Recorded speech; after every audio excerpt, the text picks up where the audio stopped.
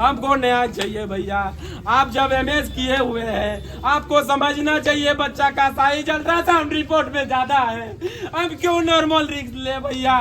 अब क्यों नहीं पार्टी को सीजर के लिए डिसीजन थे?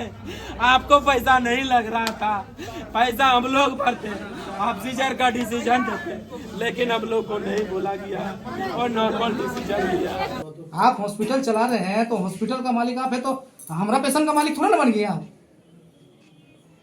जो आप भेज दीजिएगा कहीं। अब आप मिशन भेज दीजिएगा, मिशन का खर्चा कौन चला नहीं सकेगा? आप भरिएगा। आप हॉस्पिटल का मालिक हो सकते हैं, मेरा पेशेंट का मालिक नहीं है। आपका जब सीजर का जब नौबत आ जाता है ना, तब आप क्या बोलते हैं, जो जिम्मेवारी आप लीजिए, सिग्नेचर कीजिए, तब हम 9 महीना का ट्रीटमेंट कृष्णा मैडम के नाम से चल रहा था। कृष्णा मैडम ही ट्रीटमेंट कर रही थी 9 महीना से। आज से 10 दिन पहले इसका डेट था। उस डेट में रिपोर्ट में आया था आपका 14 तारीख को, ठीक है। तो 14 तारीख को मैडम के पास भैया को दे के भेजे, भाभी को। तो उस समय मैडम बोली कि अभी मुंह नहीं खुला है, इसीलिए हम अभी कुछ नहीं कर रहे हैं, इसके लिए आप एक अल्ट्रासाउंड कीजिए। अल्ट्रासाउंड कराएं तो पहले भी 2 को डेट दिया हुआ था, 14 और 17। तो फिर इसमें 17 डेट आया, ठीक है। 17 का जब डेट आया तो फिर भैया को हम 17 तारीख को भेजे, ठीक है। 17 तारीख को जब वो आए तो 17 तारीख को भी देखने के बाद वो बोले कि अभी मुंह नहीं खोला, इसीलिए आप लोग और 1-2 दिन वेट कर दीजिए। बच्चा सब ठीक है, बच्चा भी ठीक है, माँ भी ठीक है, कोई दिक्कत नहीं है, बच्चा मूव भी कर रहा है, ठीक है। इसलिए थोड़ा वेट कीजिए। 17 तारीख के बाद आज के डेट, आज शनिवार को वो बोल रही थी कि आप आइएगा। शनिवार को भैया को हम भेजे थे 10-11 बजे आए भैया, 11 बजे आए, ठीक है। आने के बाद यहाँ देखने के बाद मैडम बोली कि इसको एडमिट कर दीजिए। अभी तुरंत डिलीवरी होना संभव नहीं है, बट ये तीसरा डिलीवरी है, नॉर्मल ही होगा, ये कंफर्म है। ये कौन बोला? हाँ, ये कृष्णा मैडम बोली कि नॉर्मल ही डिलीवरी होगा, ठीक है। लेकिन थोड़ा इंतजार करना होगा, रात तक डिलीवरी होगा। भैया हमको फोन किए, उस समय हम बलियापुर में थे, ठीक है, बलियापुर मेडिकल में थे, हम कुछ दवा ले रहे थे। उस समय भैया हमको बोले कि अब भाभी को एडमिट करने पड़ा। तो हम बोले भैया को ठीक, इसको एडमिट कर दीजिए, लेकिन मैडम जो बोलेगी वही कीजिएगा। इनकेस अगर वो सीजर के डिसीजन देती है तो उसको सीजर के लिए आप साइन कर दीजिएगा। सीजर करना नॉर्मल चीज है, ठीक है।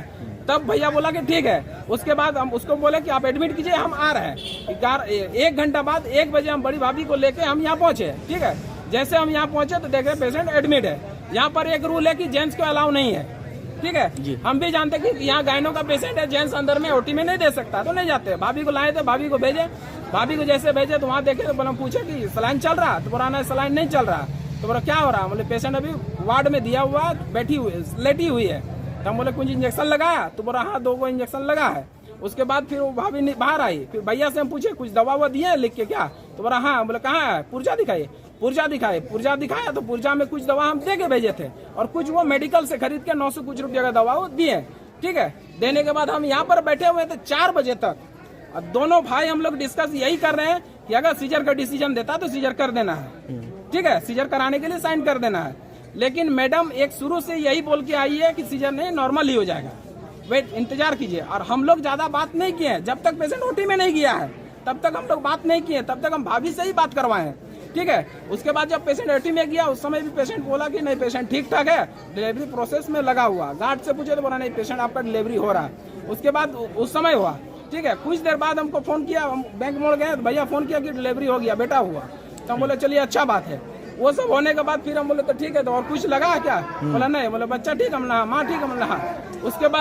उसके बाद क्या किया ना, हम बोले तो हमको आना होगा। तो भैया बोला नहीं ठीक ठाक है, किस लिए आ गया, ठंडा है, तुम घर चल जाओ।